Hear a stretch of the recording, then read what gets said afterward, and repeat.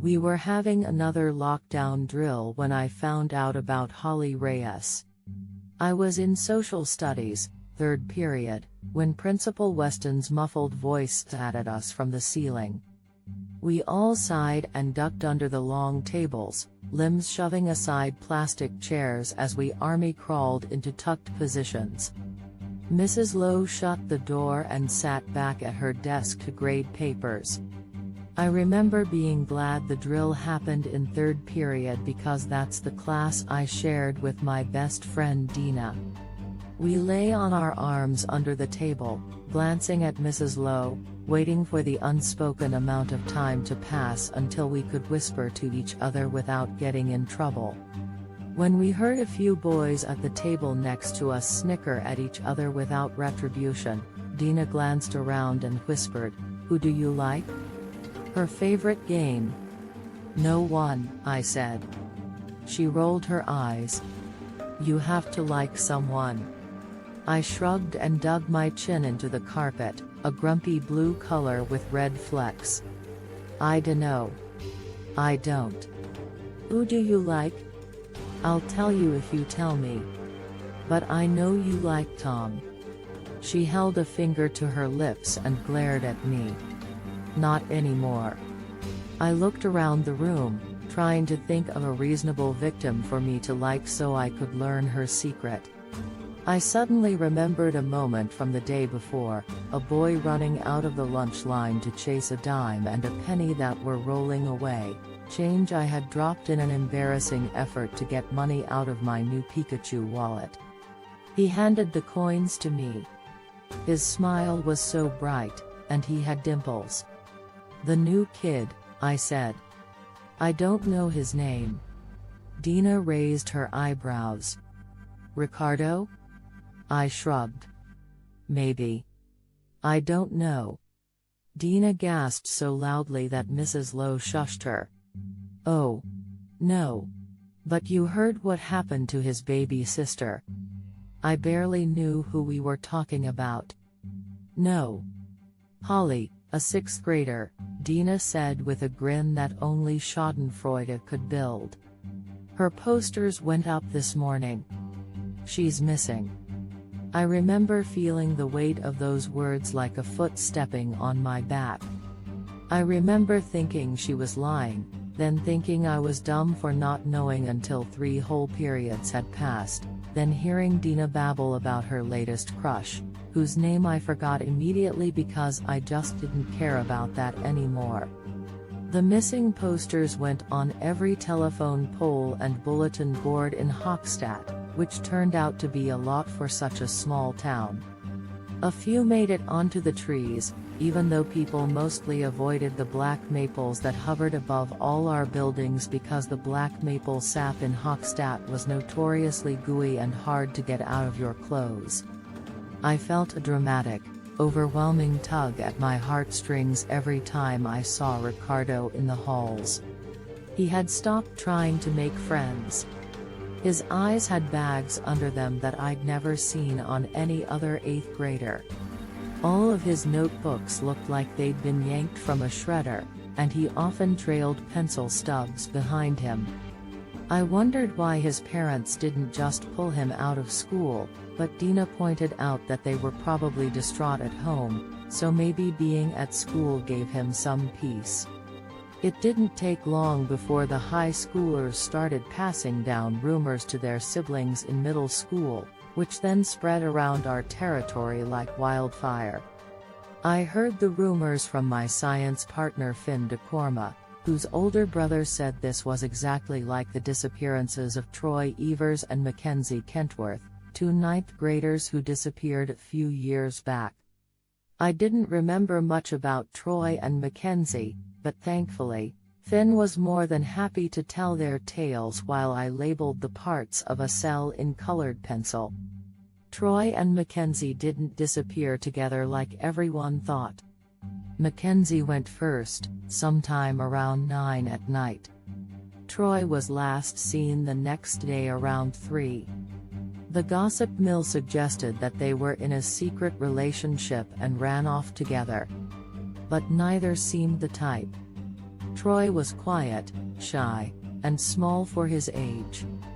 Mackenzie wore blue lipstick and was rumored to be a witch. Finn said people were afraid of her because she cut words in her arms. And everyone knew Troy was in the closet. So no matter what the adults said, none of the kids believed they left together. And no one really believed they left by choice. Because my brother saw the monster, Finn said. He was trying to convince Troy to play kickball with him, and then he looked at the woods, and the sap man was right there. I tried not to roll my eyes. It was so like a high schooler to make up something like that so he could be involved in a spooky story. But I also remembered rumors going around that someone's older sister had seen Mackenzie making dolls of the sap man out of sticks behind the school. I felt like that had to be a lie. Even though I didn't believe in him, the sap man of Hochstadt lore had a very distinct look. He had these long, squiggly arms that would be very hard to make out of sticks, and he had a pale, featureless head. It probably just seemed like a Mackenzie thing to do, so people started saying it without thinking it through. Anyway, no one ever found Troy or Mackenzie. I think it was March when Holly went missing, because the whole Hochstadt PTO put on their puffy coats and brave faces for the Find Holly Reyes search party.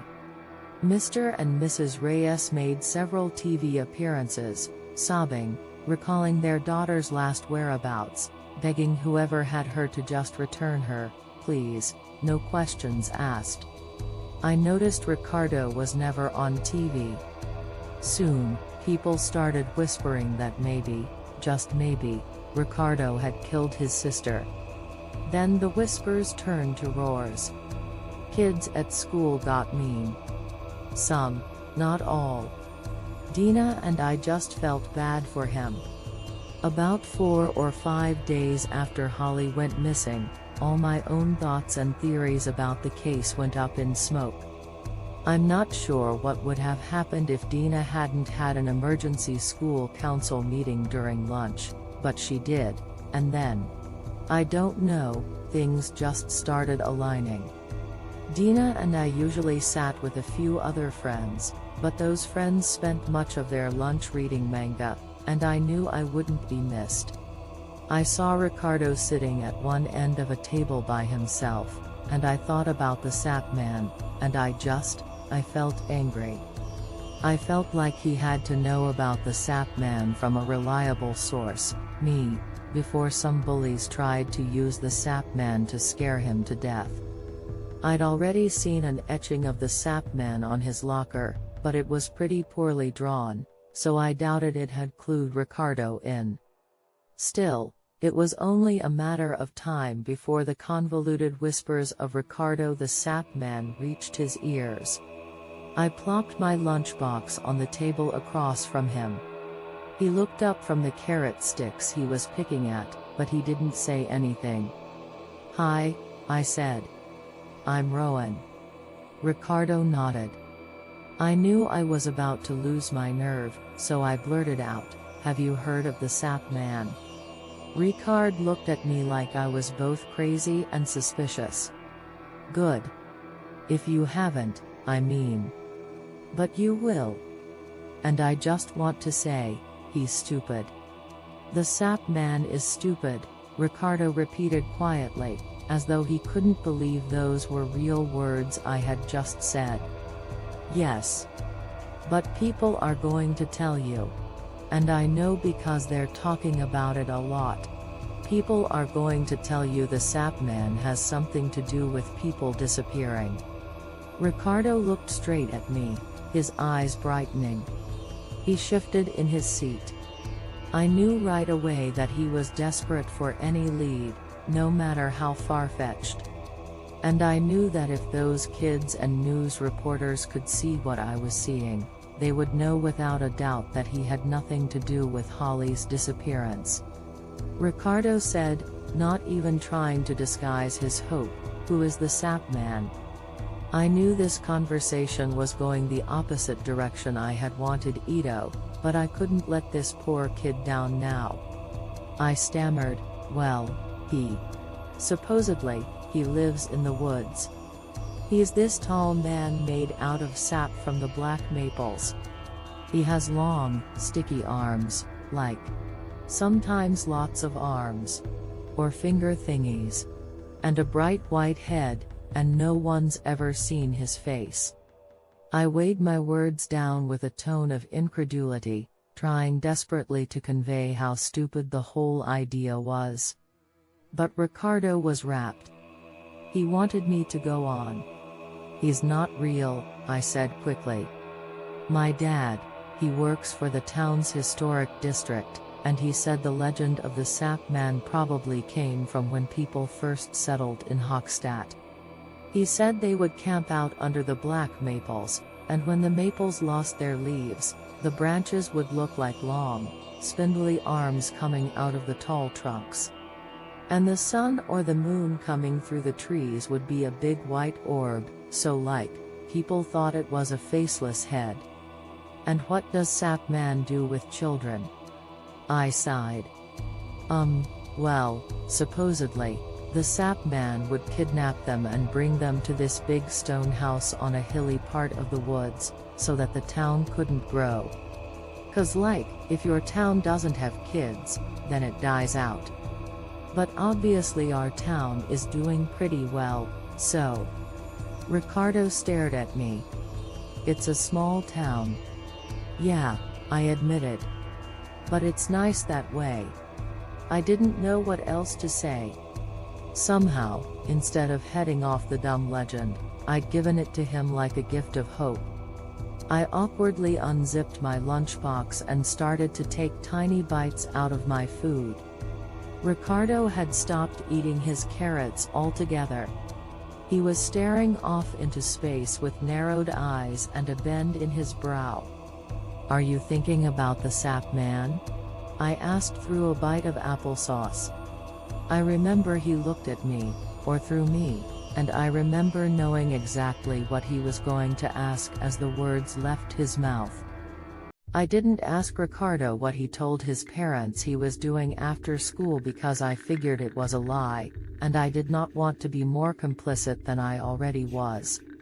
After the last bell rang, I hurried past the gym to the double doors at the back of the school. I looked around, but I didn't see Ricardo. One of the gym teachers, who I never had for class and didn't know the name of, was setting up orange cones on the field. His eyes were hidden beneath a baseball cap, so I wasn't sure if he knew I was skulking on the edge of his field. Ricardo soon arrived, no backpack, no coat, even though the late March wind sliced goosebumps into my arms. The house is through there, if you follow the path long enough, I said, pointing to the woods behind the school. Cool. Ricardo started off towards the path without me, and I had to jog to keep up, my backpack swishing across my shoulders. I glanced behind me to see if the gym teacher was going to try to stop us, but he didn't. He was watching us, though, so I dashed ahead before he could reprimand us for going into the woods without an adult. Even though I'd been to the stone house several times with my dad, I felt nervous. It didn't seem hard to make a wrong turn and get lost. And I definitely didn't believe in the Sap Man, but I still glanced at every bobbing branch to either side of us with suspicious eyes, almost daring them to be something else. Thankfully, the path never seemed unfamiliar, and we caught our first glimpse of the old stone house after about 10 minutes of walking. See up there? I said, pointing above us. Ricardo squinted. Up on that ledge? There are some wooden steps to the top, I told him. For tours and stuff. It housed the first Hochstadt mayor. That's why it was built well enough to survive. Ricardo's eyes scanned the roofless building, the crumbled rocks, and the overgrown yard. He mumbled, sort of survive. We stared at it another minute in silence, taking in the brief period of rest. From where we stood, the limestone blocks looked like they were being held up by a net of dark tree branches, hovering above the winter brush. And then they moved. I swear to you, they moved. Like one of those magic eye tricks, or like a leaf bug on a tree that starts to crawl. I went from not seeing him at all to seeing him all at once. His body was humanoid, but about 4 times the height of a normal man. His face was as blank and pearly white as a tooth, but round and long as an egg. His white neck dipped into a collar. It looked like a suit and tie, but it may have been markings, the same way a black widow wears her red hourglass. And his arms, his long arms, they looked heavy like tentacles, but they moved like gooey black sap. We screamed. Ricardo wasn't going to move. I don't know if he was in shock or if he wanted to get his sister back from the creature, but he was staying put. So I grabbed his arm and yanked him back down the path. I was undoubtedly slowed down by my heavy backpack, and by the near-dead weight of Ricardo, but I didn't have time to regroup. I just ran. And when the woods opened back up into the field, I kept running to the double doors of the gym. They were locked from the outside. Because, you know, it's a school. I didn't look behind me. I pounded on the door, over and over, crying, screaming. I felt like the sap man was still behind me. I could feel him, feel his fingers on my shoulder. But it wasn't the sap man, it was the gym teacher, coming from around the corner with another armful of orange cones. He let us inside, then asked us to sit in his office and tell him what happened. He was unlocking his office door when Ricardo shook his head so hard that the tears on his face splashed away. I need to see my parents. He turned and ran down the hall. I glanced apologetically at the gym teacher, then darted after Ricardo. I found him in the school's entryway on his cell phone, repeating over and over, "Just pick me up. Just pick me up." His right arm was covered in a shiny black coat of something so slick and smooth it looked like oil. The sap man must have grabbed his arm while we were running. I felt a sense of unease, like when you see a spider descending from the ceiling and then lose sight of it. I walked to a window and turned around. I craned my neck to look at my reflection. Thick black streaks ran down the length of my backpack. I was really shaken up, so I told my parents about our excursion into the woods. They scolded me for wandering off when another kid had just disappeared. When I got to the part about the sap man, though, I underplayed it, saying things like it looked like and I could have sworn. I had attributed the marks on my backpack to sap from branches, and I was doubting everything else I'd seen regarding the sap man. My parents certainly didn't try to convince me I'd actually witnessed an urban legend. We were all more than happy to write it off as nightmares, or a stress-induced hallucination. Puberty will do that to ya, we laughed. I didn't sleep much. A few days later, Ricardo pulled me aside. He told me he had tried to get the police to search the stone house for his sister, but they wouldn't. They said they already did. They asked him why. What did he know? He became even more of a suspect. "We have to go back," he said. But I wouldn't. There was going to be a vigil for Holly at Hochstadt Middle School. Candles were ordered. Extra parking was roped off in the field. Yearbook pictures were sent to Staples and glued to poster board. Everyone was ready to say goodbye. But then someone saw her. According to the Hochstadt Middle Grapevine, some 6th graders were kicking a soccer ball during first period gym when they saw Holly standing at the edge of the woods covered in black paint. And according to the grapevine, the second Ricardo heard about Holly, he hurtled down a flight of stairs so fast that he fell and broke his arm. I believed all of it. Except the paint part. Not paint. Sap. She had tried to escape. But that means the sap man had kept her alive. Even as my brain slowly accepted the sap man as reality, these elements just didn't want to add up. No one made it over to Holly before she vanished again. Ricardo wasn't at school the rest of the day, but he showed up on the news in a neon green cast that stuck out against his all-black clothing. He and his parents were there to encourage the new team of searchers preparing to do a second scan of the woods behind the school. Reporters interviewed the kids who saw Holly. I got an ugly feeling that no one really believed them, they just liked this exciting new update to the tragedy. The searchers turned up nothing. They searched the stone house, but it was empty as usual. They searched the woods miles deep but nothing seemed strange. They brought out flashlights to comb nooks and crannies as it got dark, but nothing. By midnight, no one believed the 6th graders. How could a little girl stay alive for a week on her own in the woods, then show up at the school, and then disappear again before anyone could catch her?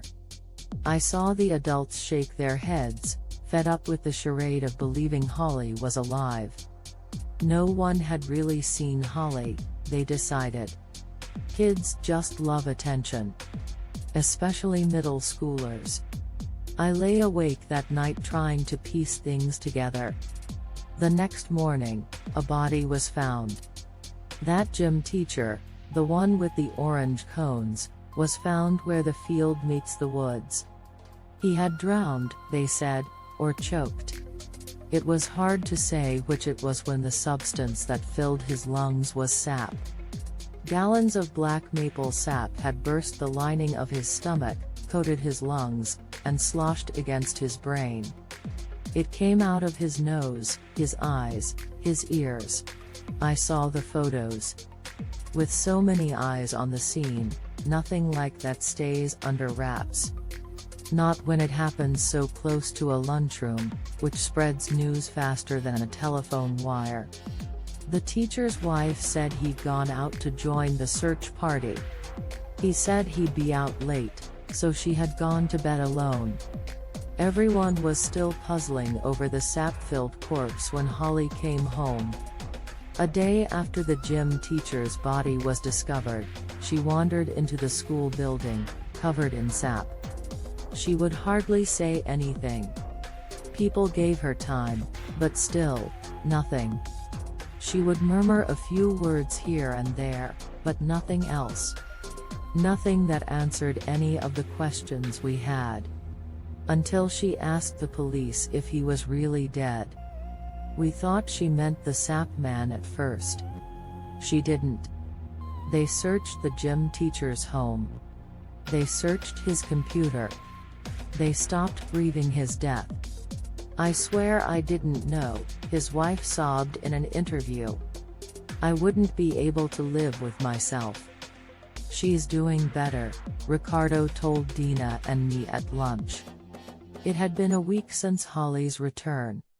She's seeing a child psychologist.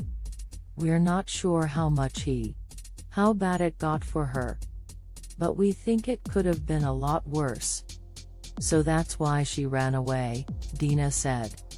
To hide from that creep. Ricardo said.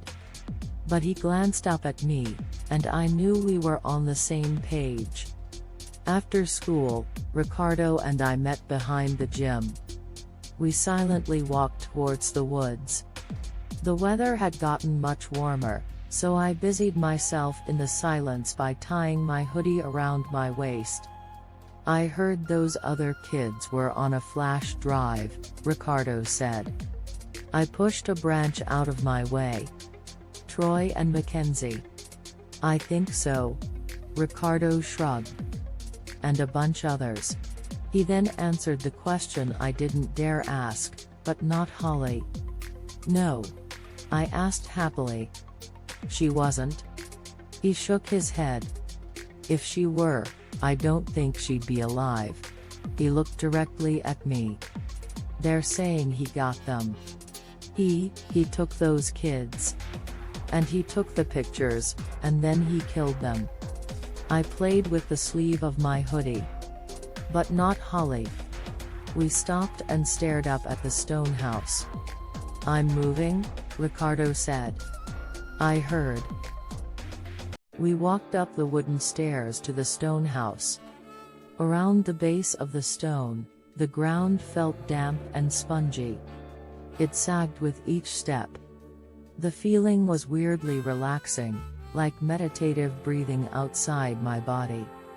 Bet your new town won't have cool historic buildings in the woods, I said, trying to ease tension. I hope not, Ricardo said. I hope it's boring as hell. I laughed. We climbed through one of the stone house's windows. The house was just one large room and the roof had long since fallen away, but there were remains of a chimney in one corner. A few burnt sticks sat inside like someone had recently built a fire. I looked up at the web of dark branches above us. The sap man did not appear. But if I squinted, I could imagine that the wind-tossed branches were his long arms. Even though I knew the sap man had only been trying to protect the kids, including us, I couldn't shake the sinking feeling I got whenever I remembered seeing those black streaks on my backpack. I didn't blame Troy or Mackenzie for running away from the terrifying sap man, and, inevitably, towards a teacher who should have kept them safe. I would have, too. I didn't know how Holly knew the truth, but I was so glad she did. Of course, the sap man probably didn't give her a choice. She was just slower than the rest of us. And I didn't like that Holly had been used as bait, at least, that's what I assumed she was the time the 6th graders saw her, but I also didn't trust that the gym teacher would have been brought to justice if she weren't. Ricardo picked up a piece of charred wood from the fireplace. He tapped it on the stone, and it left a black streak. He ran it across the stone until he had written the words "Thank you." I smiled at the words, and Ricardo smiled, too, but I wondered if they would go unread. There was a relaxed feeling to the woods I hadn't felt before. Maybe it was just the birds chirping on one of the first warm spring days or the green buds appearing on the trees. But maybe the sap man had moved on. Maybe he had left to consume another predator. To be some other town's legend by some other name. Ricardo flung the charred stick into the woods. We leaped down the wooden steps and followed the path out. We raced each other back to school, branches crunching underfoot, the smell of black maple sap on the wind,